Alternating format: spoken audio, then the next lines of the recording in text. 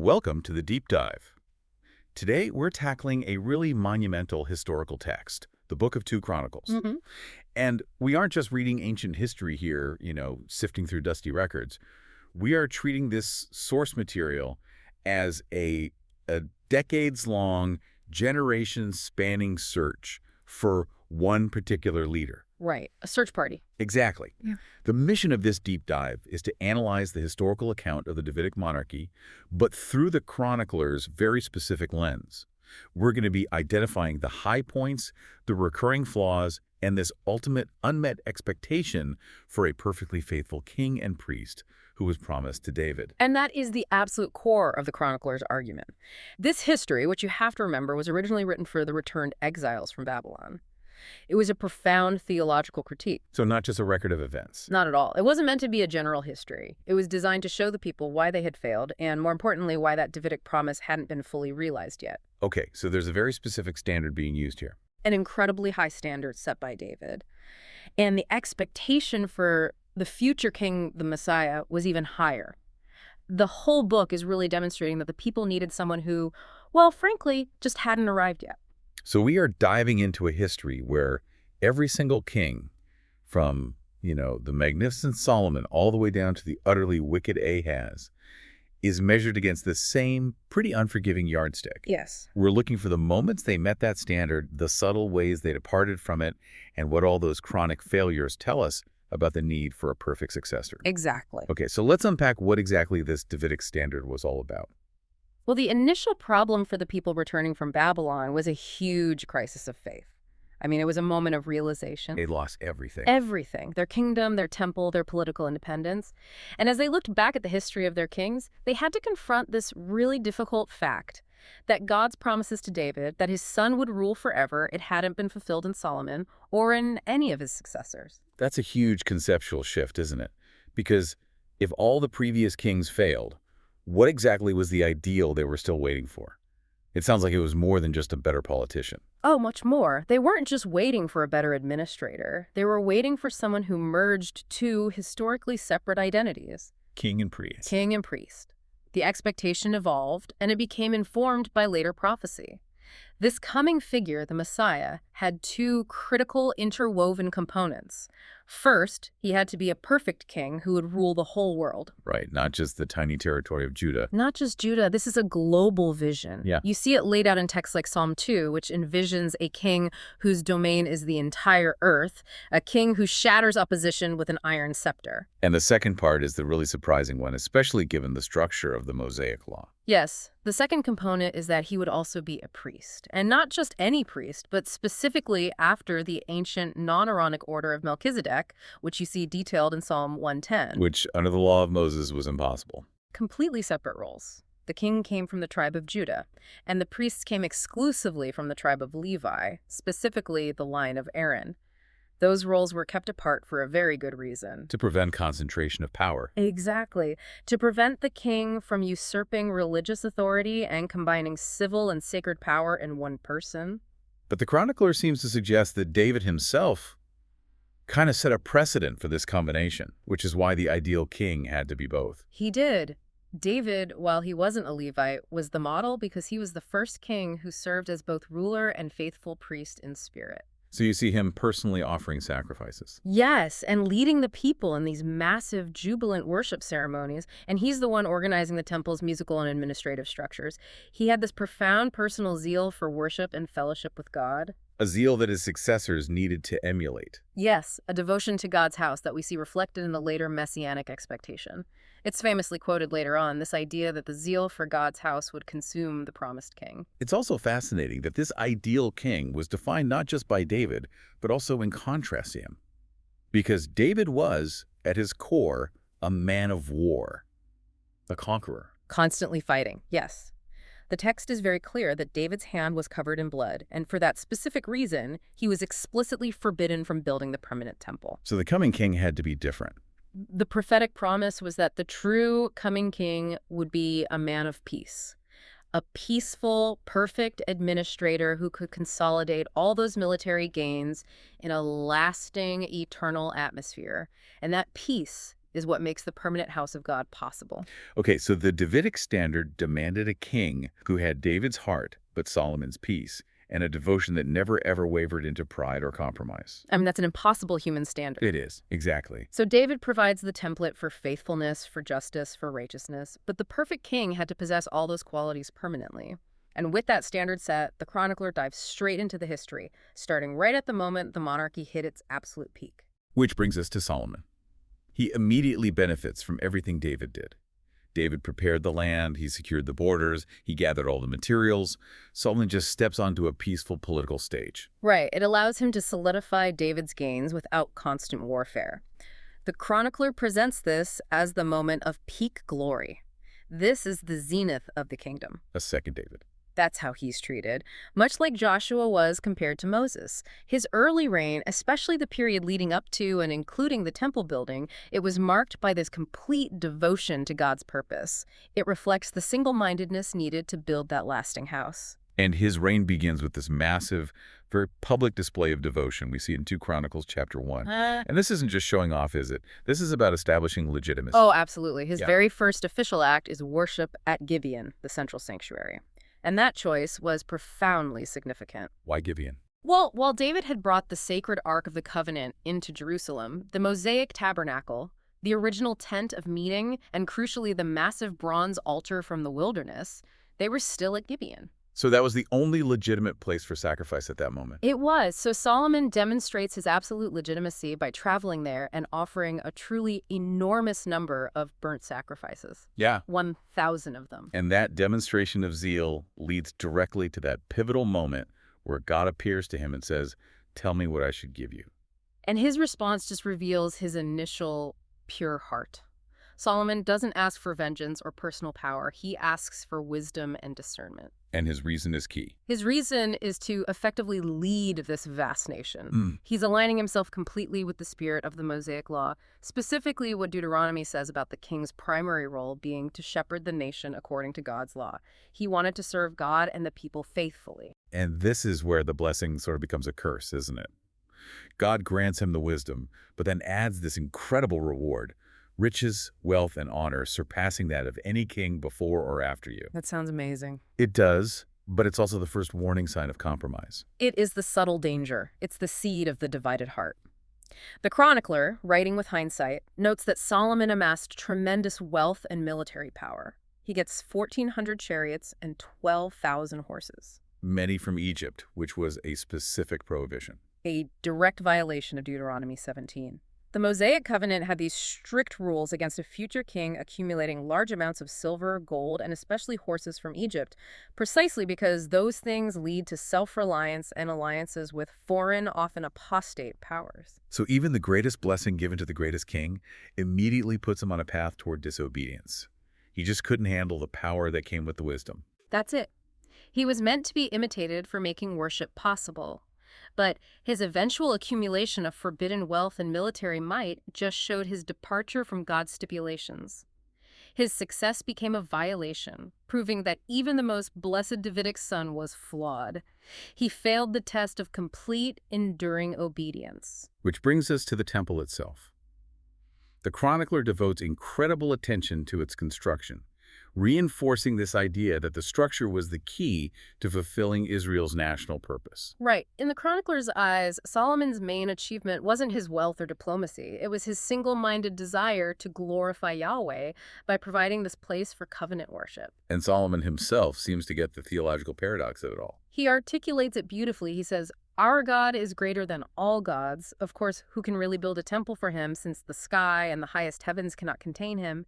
He understood he wasn't building a house to contain a limited deity. It was just a place for sacrifice. A place where sacrifices could be offered and where the people could approach a transcendent God under the rules of the covenant. And the scale of this project must have been just, well, astronomical. The logistics were staggering. I mean, the chronicler records 70,000 common laborers, 80,000 stonecutters in the hills, and 3,600 supervisors. And he had to make some surprising international partnerships to get it done. He did. A crucial alliance with Huram, the king of Tyre. In exchange for massive amounts of food, we're talking 20,000 cores of wheat, 20,000 cores of barley, 120,000 gallons of wine, 120,000 gallons of oil, Incredible payment. for which Huram provided exotic materials like cedars and evergreens and critically skilled craftsmen. And the source material really highlights the background of the chief craftsman, this man Huram-Abi. That seems like an important detail. It's a critical theological detail. Huram-Abi was a master craftsman, but his mother was an Israelite from Dan, and his father was a Gentile from Tyre. So a mixed heritage. Exactly. And the chronicler emphasizes this because it shows Gentiles actively participating in the preparation of God's house. This realizes a key part of God's purpose for Israel, which was stated way back in Exodus, that they were meant to be a kingdom of priests, a holy nation, drawing the world to Yahweh. And for a brief time, Solomon's temple actually accomplished this. So let's talk about the temple itself. The location, the design, it's all steeped in symbolic weight. The location alone is a major historical anchor, Mount Moriah, The site of Abraham and Isaac. the exact site David had prepared, which famously recalls God's provision of a substitute sacrifice for Isaac in Genesis. The history is connecting the temple to the fundamental theme of God providing a substitute. And the structure itself was just glorious. Defined by its quality, it was 90 feet long, 30 feet wide, plated everywhere with pure gold, including gold from this mysterious place called Parvim. And the ornamentation, especially in the most holy place, sounds incredibly symbolic. Profoundly so. They installed two massive images of cherubim, these angelic beings, inside the most holy place. Their combined wingspan stretched 30 feet, filling the entire width, and they faced inward toward where the Ark of the Covenant would sit. And then there were the pillars outside. Yes, two massive bronze pillars in front, named Yakin and Boaz. Which means? Yakin means he establishes, and Boaz means strength. And when you read them together, as was the Hebrew custom, they declared the purpose of the whole structure. He establishes it in strength. And the furnishings were just as massive, designed to handle the logistics of the sacrificial system. Precisely. You needed a massive bronze altar, 30 feet wide and 15 feet high.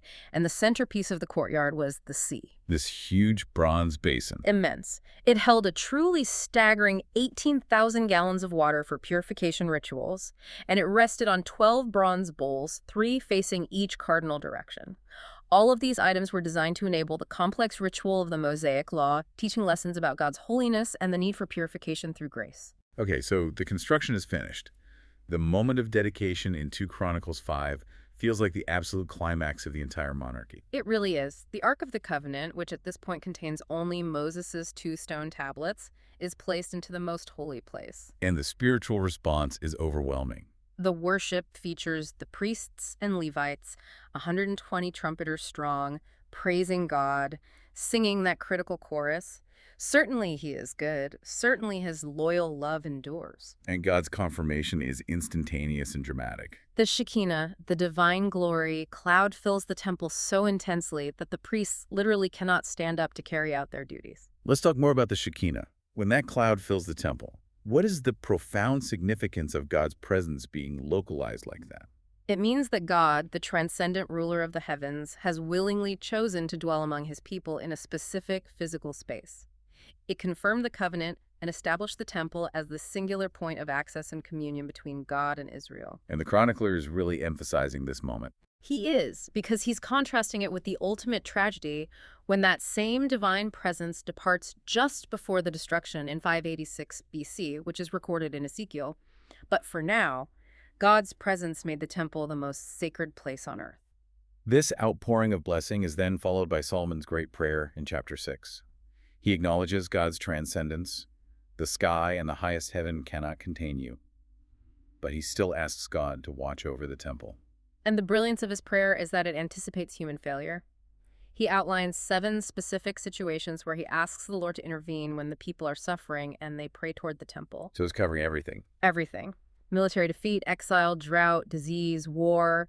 It's an acknowledgement that failure is inevitable, but repentance, directed toward God's appointed center of grace, is always possible. This detailed plea leads directly to the divine warning and the conditional covenant in chapter 7, which really serves as the chronicler's mission statement for the rest of the book. It really does. God appears to Solomon a second time. He affirms the temple is his permanent home, but then he establishes a crystal clear contingency. This is the bedrock of the chronicler's entire message. And it's articulated in the Van's deliverance formula. Let's unpack that because it seems like the central covenant mechanism for everything that follows. It's the ultimate pathway back to grace. God promises that if the people humble themselves, pray, seek him, and critically repudiate their sinful practices, Then what? then God will respond. He will forgive their sin, and he will heal their land. Every future king's repentance and restoration is measured against this exact formula. It provides hope for the exiles reading this history. So judgment is certain, but restoration is always available. Always, through confession and change. But there's a flip side. A judgment. If they fail to obey and lapse into idolatry, God promises to remove them from the land and abandon the majestic temple, making them an object of mockery and ridicule. The glorious structure would become a horrifying symbol of their failure. And Solomon himself, despite this magnificent beginning, was not completely faithful. No. He ultimately failed the test of the conditional covenant, proving that the fulfillment of the Davidic promise awaited a more obedient son. So, despite the incredible temple and the divine covenant, Solomon's lapse, that divided heart, it sets the stage for an immediate and rapid decline. And the chronicler views the inevitable kingdom split not just as a political tragedy, but as a necessary pruning. A surgical intervention by God. That's a good way to put it. The kingdom couldn't continue in its state of compromise. The split was foretold by the prophet Ahijah, and while it looked tragic, the chronicler frames it as part of God's sovereign will. It was designed to isolate the faithful core. Separating Judah from the apostasy in the north. Exactly. The division separated the stable, committed core of Judah from the instant, virulent apostasy that took root in the northern kingdom, Israel. And this all starts with Rehoboam, Solomon's son, who makes one of the most famously catastrophic leadership mistakes in the entire historical record. Yes, the decision at Shechem. The people approach him with a legitimate grievance. They ask him to lighten the excessive workload Solomon imposed, and he rejects the sound advice of the older, experienced counselors. Instead, he listens to the young men he grew up with. His peers. And it leads to that infamously harsh reply. It's a profound example of prideful, entitled leadership. He essentially declares his rule will be exponentially worse. My father imposed heavy demands on you. I will make them even heavier. My father punished you with ordinary whips. I will punish you with whips that really sting your flesh. And the chronicler's commentary is immediate. Yes, he states that this arrogant refusal to listen was instigated by God himself to fulfill the prophecy from Ahijah. The rebellion was divinely controlled, confirming God was still moving history toward his purpose. And the core of this schism wasn't political, it was theological, which is why the chronicler focuses on what Jeroboam immediately does in the north. That's the key takeaway. Jeroboam, the new king of Israel, immediately sets up rival illegitimate worship centers, the golden calves, and prohibits the Levites from serving as the Lord's priests. Which causes a migration. A mass migration. Faithful Yahweh worshippers, especially the priests and Levites, literally abandoned their homes and property and moved to Judah and Jerusalem. This solidified Judah as the place where the legitimate covenant and the Davidic promise resided. But even with this concentrated core of faithfulness, Rehoboam and Judah quickly reject the law of the Lord. What was the immediate, painful price for that? Within just 3 years, that initial faithfulness was gone. In Rehoboam's 5th year, King Shishak of Egypt launched a devastating attack on Jerusalem. A gargantuan force. 1,200 chariots and an innumerable army of Libyans, Sukkites, and Cushites. And the prophet Shemaiah delivers the devastating message, directly linking the military attack to their moral failure. He announces the divine consequence. You have rejected me, so I have rejected you and will hand you over to Shishak. It was the instant application of the conditional covenant. But Rehoboam and the leaders did respond appropriately. They did. They humbled themselves and acknowledged the Lord is just. And that immediate repentance triggers God's leniency, but the damage is still done. Yes, God relented from completely annihilating them, but he allowed Shishak to take the treasures of the temple and the royal palace. Including Solomon's gold shield? All of them. And that loss of the temple gold is this potent visual metaphor for the loss of the kingdom's glory and integrity. Rehoboam replaced them with bronze shields. So everything from now on is a lesser bronze imitation of Solomon's gold original? That's the symbolism. And overall, Rehoboam did evil because he failed to set his heart on the Lord, failing to lead as David had. So after the split, we enter this long cyclical period where kings begin, well, sometimes with radical reforms, but none can maintain that initial devotion. And the chronicler relentlessly highlights how each king's successor failure hinges entirely on their single-minded devotion to Yahweh and the temple. We're watching repeated demonstrations that no human ruler can maintain the required consistency. Starting with Abijah. His reign is brief, but it's highly instructive. Only 3 years, but it sets the theological framework for Judah's survival. He immediately faced a massive confrontation with Jeroboam. And the odds were impossible. Judah had 400,000 warriors. Israel had 800,000. It seems like the entire Davidic line hinged on this one battle. And Abijah's strength wasn't his numbers, it was his argument. Before the battle, he gives this remarkable speech, charging Israel with fighting against God's rule. He calls them out for rejecting the temple. He does. He says they rejected God's provision, the temple and the Levites, for a corrupted, self-made system. He argues Jeroboam is relying on a work system while Judah still relies on God's grace. Despite this righteous charge, Jeroboam sets a tactical ambush. They were boxed in. A perfect trap. But at that moment, the men of Judah cried out to the Lord. The priests blew their trumpets, and God struck down Jeroboam. And Judah prevailed. They prevailed because they relied on the Lord God of their ancestors. The victory was crushing. 500,000 Israelite men died, confirming the chronicler's primary principle. Reliance on Yahweh guarantees victory, regardless of the odds. But Abijah himself isn't praised as wholeheartedly devoted. No, he only succeeded when he relied on the temple system. He was not the perfect king. Which brings us to Asa. He inherited a peaceful kingdom, and for a long time he used that peace wisely.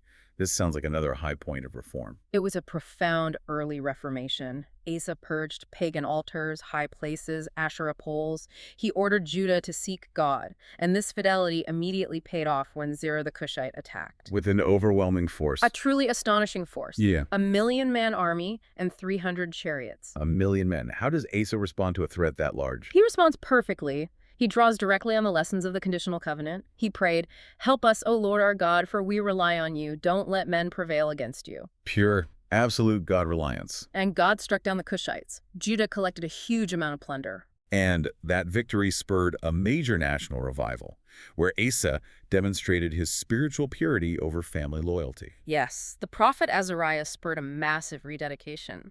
And Asa showed his uncompromising fidelity by removing his own grandmother, Maacah, from her position as queen mother because she had made a loathsome Asherah pole. He was, for decades, wholeheartedly devoted to the Lord. But following the pattern, even the best kings eventually fail. What was Asa's fatal lapse?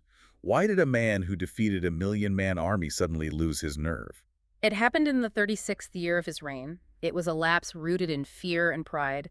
King Baasha of Israel, a relatively minor threat, attacked, and Asa completely forgot the lesson he had learned. Instead of relying on God. He took the remaining gold and silver from the temple and sought a foreign alliance with King Ben-Hadad of Syria. It was self-reliance replacing God-reliance. He replaced divine power with human politics. And the prophetic rebuke from Hanani came swiftly. Hanani rebuked him severely, pointing out the absurdity of it.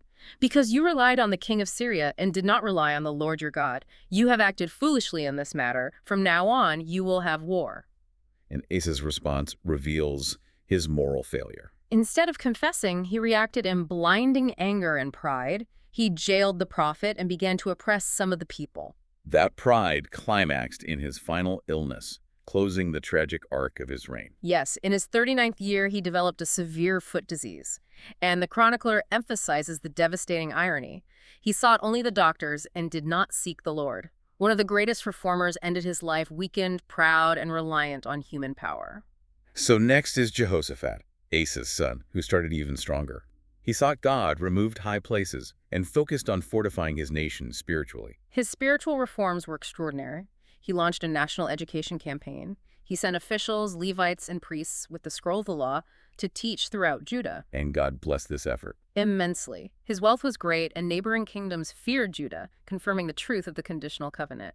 Yet, despite this, Jehoshaphat's flaw was compromise, leading to a foolish political alliance with the evil northern kingdom. His core weakness was an inability to recognize true evil and say no to pragmatic political deals. He married into the evil house of Ahab and later agreed to join Ahab in attacking Ramoth-Gilead. But to his credit, he at least asked to seek an oracle from the Lord first. Which leads to that famous confrontation. The 400 false prophets versus the single true prophet, Micaiah, son of Imlah. And that scene with Micaiah is incredible. It perfectly illustrates Ahab's blindness and the peril Jehoshaphat was in. Micaiah first sarcastically affirms the false prophets, knowing Ahab wants to be deceived. When forced to speak the truth, he delivers a terrifying prophecy. He saw Israel scattered like sheep that have no shepherd, and revealed that God had dispatched a lying spirit to deceive Ahab's prophets. So Jehoshaphat was willingly walking right into a divinely orchestrated disaster. He was, and since Ahab disguised himself, Jehoshaphat, foolishly wearing his royal attire, became the primary target. He nearly died. But he was saved. It was God's immediate, miraculous intervention. The text is specific. Jehoshaphat cried out, and the Lord helped him. God lured them away from him. God delivered him because, despite his folly, he still called out for help. The aftermath brought a severe prophetic rebuke from Jehu. An absolute rebuke. Is it right to help the wicked and be an ally of those who oppose the Lord? Because you have done this, the Lord is angry with you. But Jehoshaphat's response is what separates him from Asa. He accepted the rebuke, and he immediately instituted massive judicial reform, appointing judges and instructing them. You are not judging for men, but for the Lord. He centered governance on divine law. And this acceptance of correction led directly to his greatest victory, the miraculous deliverance from the Moabite and Ammonite armies. It's the ultimate testament to the deliverance formula. Faced with overwhelming force, he decreed a fast and prayed, relying on Solomon's temple dedication prayer. He confessed, "We are powerless. We do not know what to do, but our eyes are on you." And the prophet John Sayles' message shifts the focus from strategy to surrender. Jehoshaphat declared, "The battle is not yours, but God's." And Jehoshaphat's response was spectacular. He led the army out with musicians marching ahead of the warriors, singing that critical chorus. "Give thanks to the Lord, for his loyal love endures." When they began to praise, God caused the invaders to destroy one another. It took 3 full days just to gather the plunder. So despite all that, where does the chronicler still find him lacking? 2 lingering flaws. First, the high places were not eliminated completely. Second, he returned to his old habit and made another alliance, this time with the evil king Ahaziah of Israel, to build ships. Then they were wrecked. Immediately. A prophet warned him, "The Lord will shatter what you have made." His chronic weakness was an inability to maintain separation from apostasy. He wasn't the perfect king. So now we move into a rapid period of kings who start with enormous promise but collapse due to pride or ingratitude. The trilogy of failed virtue. Before them, we have Jehoshaphat's son, Jehoram, who married Ahab's daughter, killed his own brothers, and led Judah into deep idolatry. A truly egregious apostasy. Yet, God refused to destroy the Davidic line. Why is that detail so important to the chronicler? It is absolutely critical. God refused to destroy the line because of the perpetual promise to David. God's faithfulness is independent of the human king's failure. And Jehoram receives a letter from Elijah the prophet. Yes, condemning him for adopting Ahab's wicked ways and warning of a painful death from a chronic intestinal disease. He died an isolating, unregretted death. Next is Joash, whose story is deeply ironic. He was protected in the temple as an infant. He literally owed his life and his throne to the priests. He reigned 40 years, and the chronicler specifies he only did right as long as Jehoiada the priest lived. He led the effort to repair the temple. He started with great zeal. But after Jehoiada died, he abandoned God and committed the ultimate act of ingratitude. It's a profound tragedy. He abandoned God and, by royal decree, ordered the stoning of Zechariah, Jehoiada's son, in the temple courtyard, the very place Joash himself had been hidden and anointed king. And this single wicked act led to his downfall. Immediately. He was defeated by a weak Syrian army and later assassinated by his own servants.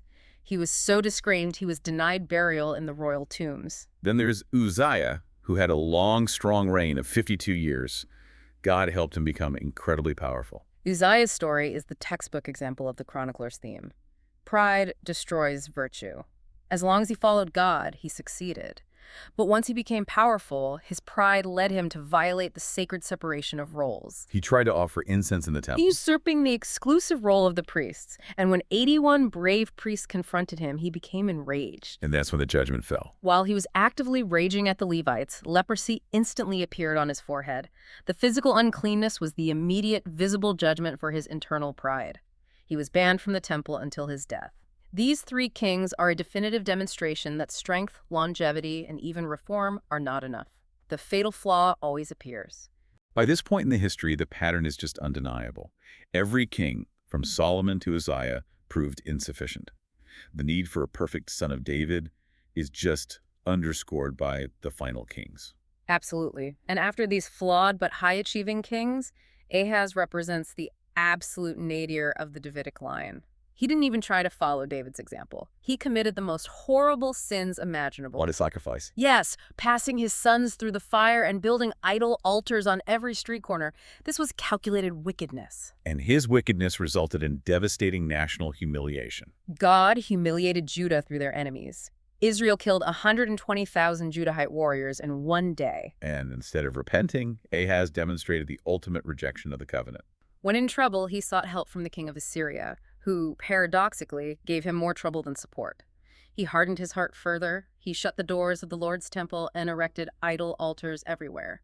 In sharp contrast to his wicked father, Hezekiah arrives like a spiritual supernova.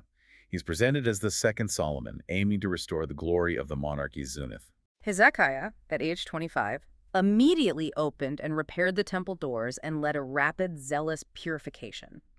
He intended to make a covenant with God to end his raging anger. And his subsequent action, the Great Passover, was a massive political and spiritual attempt at reunification. It was an incredible vision. He invited all Israelites, even those from the northern tribes conquered by Assyria, to a massive Passover in Jerusalem. And because the invitation was so broad, many who came were ritually unclean. Which forced a dilemma: adherence to technical law or acceptance of heartfelt devotion. And the chronicler highlights his decision to prioritize the heart attitude. Yes, it shows his understanding of God's grace.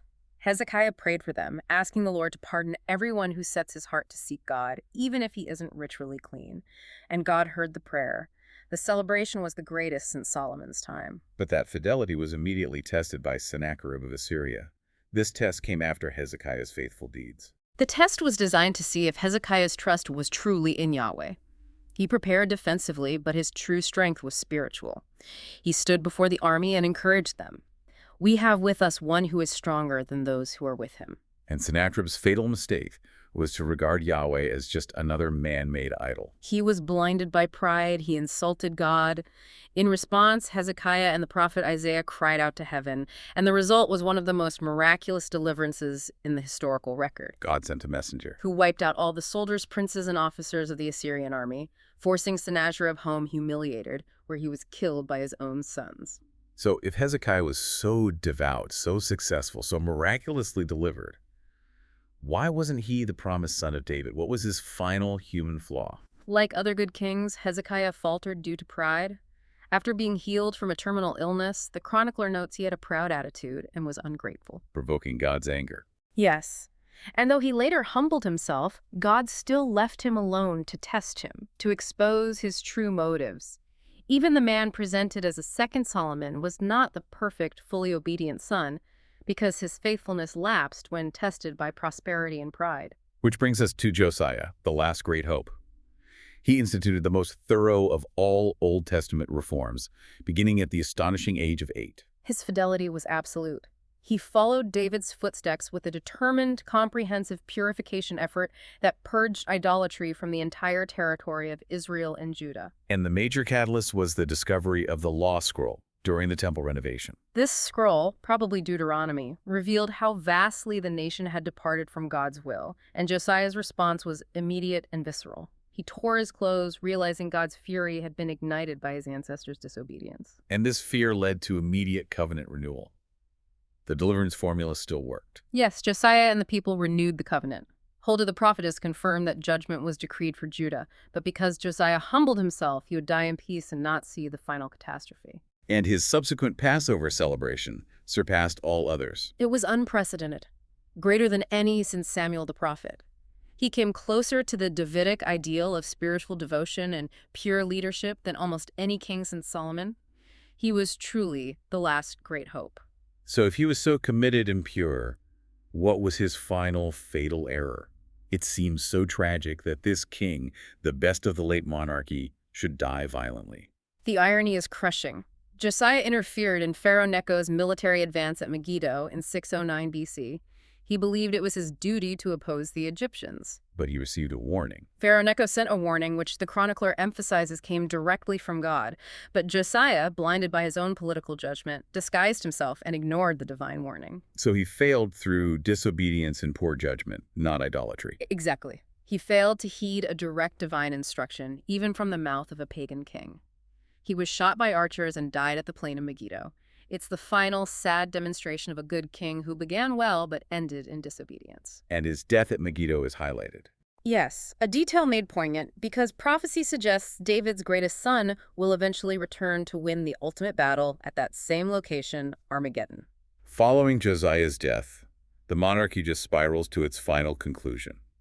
The subsequent kings are entirely evil. The last three, Jehoahaz, Jehoiakim, and Zedekiah, all did evil. Zedekiah, the final king, refused to humble himself before Jeremiah the prophet. His heart was the final example of the spiritual condition that necessitated judgment. Because they mocked God's messengers and despised his warnings, the final judgment came. God fulfilled his conditional covenant to the letter. He brought the Babylonians. They slaughtered the young men in the temple, burned the temple and Jerusalem's walls, and deported the survivors. The loss of everything. The temple, the monarchy, and the land. And the ultimate tragedy was the departure of God's presence, the Shekinah, leaving an empty shell. But the chronicler ends the history not with destruction, but with the fulfilling of prophecy and a powerful glimmer of hope. The captivity lasted exactly 70 years, fulfilling Jeremiah's prophecy. And the history concludes abruptly with the edict of Cyrus of Persia, A pagan king. motivated by God to allow the Jews to return and rebuild the temple. The message to the returned exiles reading this was unambiguous. God was in control, the promise of forgiveness was still active, and the possibility of the perfect Davidic son's rule remained an absolute certainty. The story is a cliffhanger, waiting for the one true king to arrive. So we've seen that the sprawling historical account records so many spectacular successes, military victories, incredible wealth, profound revivals, all of which were immediately followed by a catastrophic failure. Usually rooted in pride, ingratitude, or a departure from God reliance. Right. And the greatest kings, the reformers like Asa, Hezekiah, Josiah, they all proved insufficient because their human faithfulness inevitably lapsed. The final conclusion of 2 Chronicles is that none of David's descendants measured up, let alone surpassed him. So what this deep dive really confirms is that the standard of David, which focused on a heart devoted to God above selfish ambition and, pragmatic politics, that was the key to success. And history shows that God blessed all David's descendants who followed him faithfully in direct proportion to their obedience. And the core challenge for you, the listener today, whether you're a king or an ordinary person, is following David's essential example. And that example involves 4 non-negotiable steps. First, you have to realize you are the recipient of God's great unconditional grace. Second, you respond to that grace by submitting fully to the giver's authority. Third, you put the interests of your benefactor, his covenant, and his law before your own selfish ambitions or temporary desires. And finally, you can be assured that God will respond by blessing you and, in turn, making you a channel of blessing to the world. The chronicler's final verdict is really a definitive statement about the future. A great king is still coming. One whose reign must be greater than anything history has yet seen, because he will carry out God's will completely, embodying that perfect king-priest that all human efforts failed to produce. And this history raises an important, provocative question for you to mull over. We discussed that when the Babylonians destroyed the temple in 586 BC, God's immediate presence, the Shekinah, departed. Right. So if the central focus of the chronicler was the hope embodied in the temple and the Davidic line, what does it mean for that promised king to return to a world where the physical temple is no longer the required center of worship? What does the nature of that return and that king's presence look like in a world where obedience is no longer tied to one geographical location? Something for you to explore on your own.